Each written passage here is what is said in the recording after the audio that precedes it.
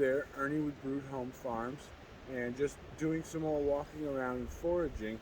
And today I came across some black jelly fungus as I was walking. There was a couple of branches that fell down out of a tree, and I could see the black growth all over it. And this can be used in soups and in survival situations too. But if you were just out foraging, you could find this and bring this home and make a broth or a soup with it. And let me just bring it closer. And so you can see here, it forms like a little cup or an ear shape.